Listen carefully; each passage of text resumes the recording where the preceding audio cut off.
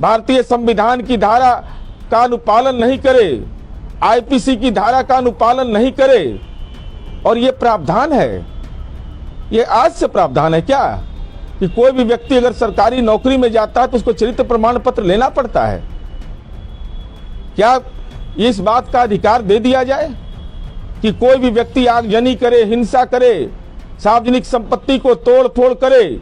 नमस्कार, news for nation देख रहे हैं आप और मैं हूं शुभे आपके साथ। मुख्यमंत्री नीतीश कुमार ने कल अपनी कैबिनेट की बैठक के दौरान यूं तो कई सारी घोषणाएं की, लेकिन एक घोषणा जिसको लेकर बिहार के सियासी गलियारों में खूब चर्चा हो रही है वो ये है कि अगर आप धरना प्रदर्शन करते हैं और अगर आप पर पुलिस चार्जशीट कर देती है तो आप किसी भी सरकारी नौकरी में कार्यरत नहीं हो पाएंगे। अब इसको लेकर एक तरफ जहां नेता प्रतिपक्ष तेजस्वी यादव ने अपनी आवाज बुलंद की और अपने ट्विटर हैंडल के जरिए अलग अलग तरीके से मुख्यमंत्री नीतीश कुमार को घेरा, यहां तक कि हिटलर तक की संज्ञा दे दी और इसी को लेकर इसका आरोप प्रत्यारोप बिहार के सियासी गलियारों में चल रहा है। इसी कड़ी में जेडीयू के एमएलसी नीरज कुमार ने अपना बयान जारी किया है और उन्होंने साफ कहा है कि नेता प्रतिपक्ष तेजस्वी यादव को तो शायद कुछ समझ ही नहीं आता।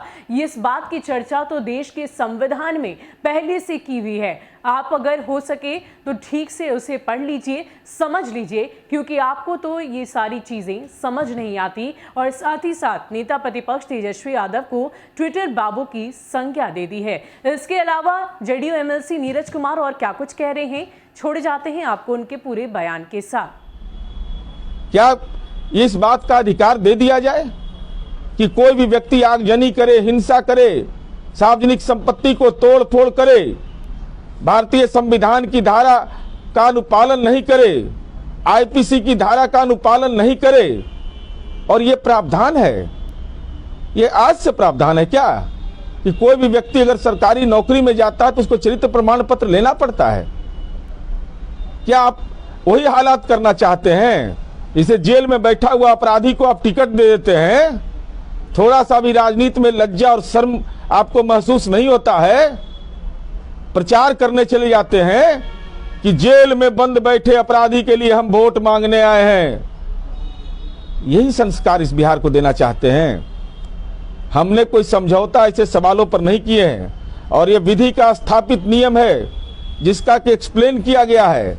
तो स्वाभाविक रूप से ये तमाम ये दस्तावेज और इस आदेश के अनुपालन में क्या लिखा हुआ है ये समझ में नहीं आया आपको कि कोई भी व्यक्ति अगर चरित्र प्रमाण पत्र के लिए आवेदन देता है तो समय सीमा के तहत उस कार्रवाई को पूरा करना है, जो लोक सेवा का अधिकार अधिनियम है। अकारण किसी को कोई परेशान नहीं कर सकता है। पब्लिक ग्रीवांस रिड्रेसल एक्ट के तहत उसका अनुपालन करना है। ऐसा नहीं कि चरित्र प्रमाण पत्र के लिए कोई आवेदन दे दिया, अब उसके रिकॉर्ड देखने के नाम पर उसको कोई परेशान कर रहा हो।